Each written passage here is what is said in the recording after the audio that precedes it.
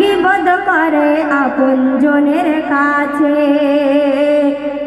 ঝগড়া বিবাদে গলা বাজে সকাল সাজে নারী করত সকাল সাজে পরের নামে গীবত করে আপনজনের কাছে ঝগড়া বিবাদে গলা বাজে করত সকাল সাজে নারী করত সকাল সাজে সেই নারী জাহান্নামের ভিতরে কেমন আযাব হচ্ছে শুনবেন বিষাক্ত সাপ জড়িয়ে আছে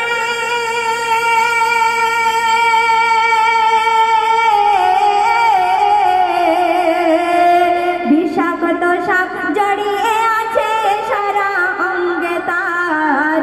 দেখলো মিরাজ রাতে নবীজি আমার হায় দেখলো মিরাজ রাতে নবীজি আমার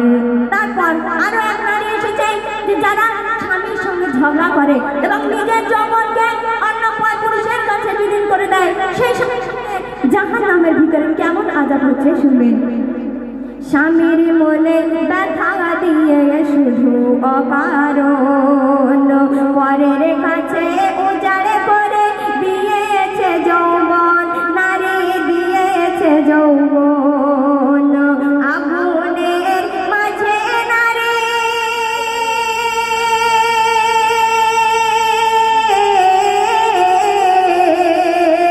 আগুনের মাঝে নারী করে যে চিৎকার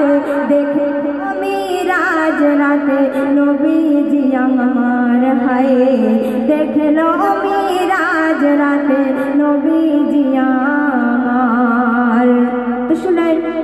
তারপরে এই দুনিয়াতে অনেক মা বোন আছে যে তাদের গর্ভে পীর পয়গম্বর জন্মগ্রহণ করেছে তবুও কেন তাদের কর্মদোষের ফলে সেই জাহান্নামের ভাগীদার হবে সেই উদ্দেশ্য করে শায়র লিখছে শুনুন এই দুনিয়ায় আছে কত নারীর অবদান পীর পয়গম্বর তা সবাই তাদের গর্ভেরই সন্তান এদের গর্ভেরই সন্তান এই দুনিয়ায় আছে কত নারীর অবদান পীর পয়গম্বর সবাই তাদের গর্ভেরই সন্তান এদের গর্ভেরই সন্তান আর কর্মদোষে তবে কেন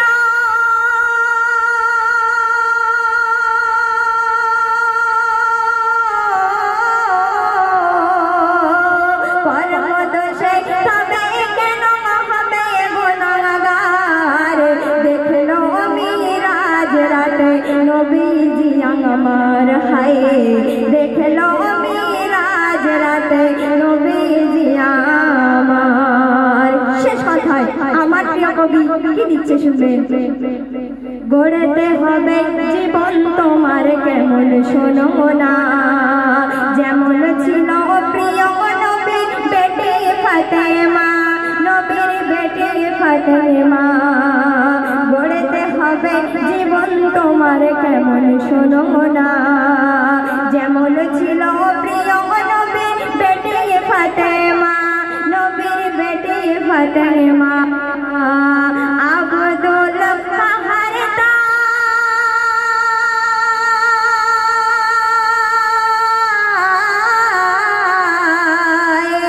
আব্দুল কাহার তাই বলে বারে বার